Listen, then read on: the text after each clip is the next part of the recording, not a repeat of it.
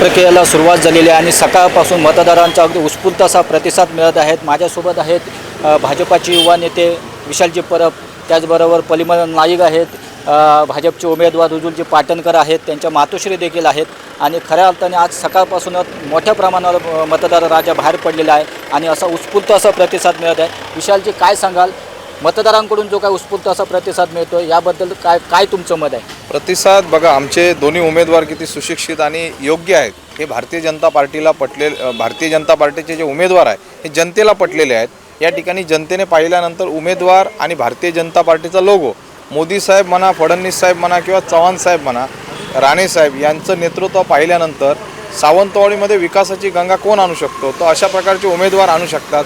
संपूर्ण सावंतवाडीच्या 10 वॉर्डमध्ये मी फिरत आहे सकाळपासून।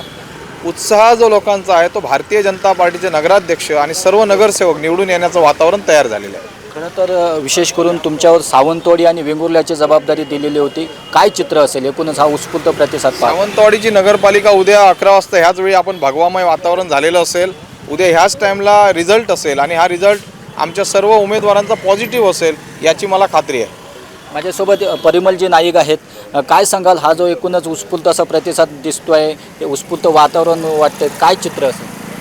सकाळपासून बघितलं तर सगळ्या मतदारांनी आमचे 3 बूथ आहेत, तिन्ही बूथवर प्रचंड गर्दी केलेली आहे। याच्यातूनच लोकांचा उत्साह कळतो आणि ते आमच्याकडे येऊन स्वतः म्हणून मतदार कोण त्यांना घेऊन येत नाही किंवा इतर व्यवस्था केलेली नाही, पण मतदारांचा एक कल असा दिसतो की भारतीय जनता पार्टीच्या आमचे हे दोन्ही उमेदवार आहेत आणि नगराध्यक्षपदाचे उमेदवार यांना आपण झुकतं माप देऊन त्यांना नगरपालिकेत पाठवण्याची मतदारांनीच व्यवस्था केलेली आहे। खरं तर मी प्रभाग 9मध्ये आहे आणि माझ्यासोबत या प्रभागाचे उमेदवार रुजुलजी पाटणकर आहेत। खरं तर एका तरुणाला एक मोठी संधी दिलेली आहे, उच्च शिक्षित अशा उमेदवाराला भाजपने ही संधी दिलेली आहे, काय सांगा?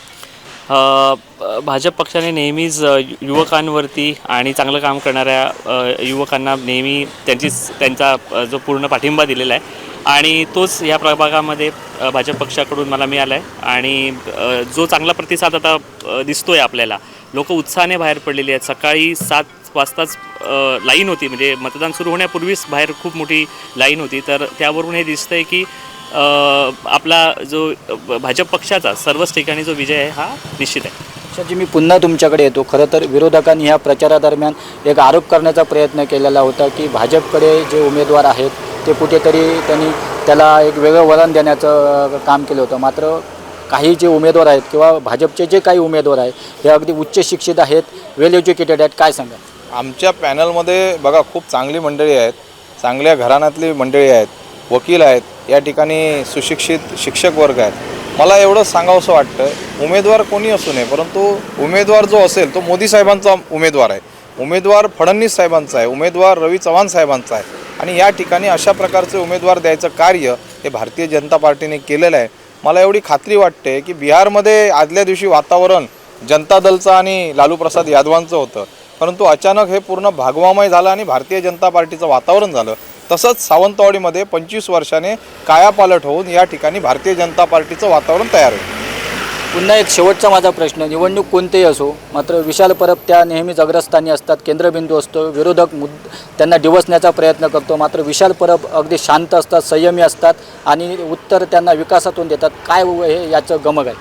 बघा, मी छोटासा कार्यकर्ता आहे, मी नगरसेवकसुद्धा नाही आहे, मी नगराध्यक्ष नाही आहे किंवा मी झेडपी सदस्य नाही आहे, मी आमदार नाही, खासदार नाही, परंतु माझ्यावरच का बोललं जातं?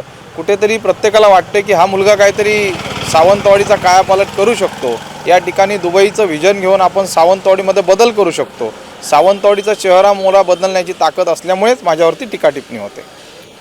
उद्या निकाल आहे, उद्या नक्की गुलाल कोण उधळणार? भारतीय जनता पार्टी गुलाल उधळणार।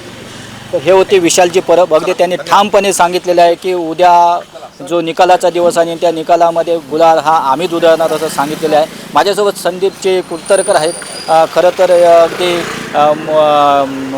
शब्दांची तोप म्हणून त्यांचा परिचय आहे आणि कुठेतरी आज ते मैदानात उतरलेले आहेत।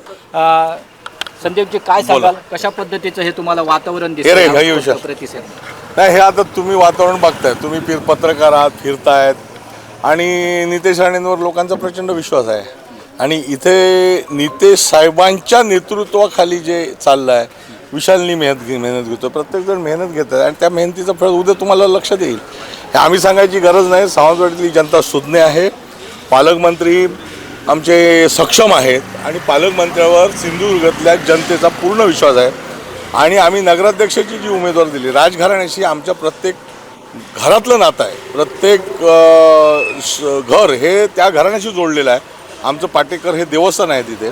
त्याच्यामुळे युवराजनीचा विजय म्हणा किंवा आमच्या इतर खालच्या सगळ्या नगरसेवकांचा विजय हा निश्चित आहे. आणि कार्यकर्ते मनापासून सगळे काम करत आहेत आणि नितेशजी स्वतः लक्ष घालून आहेत. त्याच्यामुळे विजय तसा सोपा आहे. खरं तर तुम्ही ज्येष्ठ पदाधिकारी आहे, एकूणच ह्या सगळ्या राजकारण पाहत आहे. खरं तर या सगळ्या निवडणुकीमध्ये विशालजी सारखं एक युवा नेतृत्व त्यांनी इथे प्रामाणिकपणे काम करताना तुम्ही देखील पाहिलेलं आहे. मात्र विरोधकांनी कुठेतरी त्यांना जास्त करून दिवसण्याचा प्रयत्न केला. याकडे तुम्ही कसं पाहता? नाही, जे त्याच्यावर लँड माफिया म्हणून जे टीका करतात ते स्वतः काय करताय, स्वतः त्यांनी सांगावं ना. दुसरी गोष्ट, मटकेवाला दिला, मग तुम्हीच आणला ना.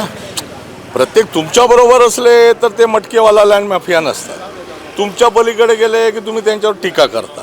आता विशालजी जर लँड माफिया होत असेल तर ते कोण आहे? हे सगळं एक हमाम में सब दंगे होते आहे. तसं नितेशजींनी सांगितलं ते सत्य आहे. आणि युवराजनीवर जनतेचा विश्वास आहे, जो रिस्पॉन्स मिळतो आहे. कारण अत्यंत प्रामाणिक आहेत. आणि एकदा तुम्ही बाहेर आल्यानंतर संधी तरी देऊन बघा आणि नंतर आपल्याला समजेल काय ते.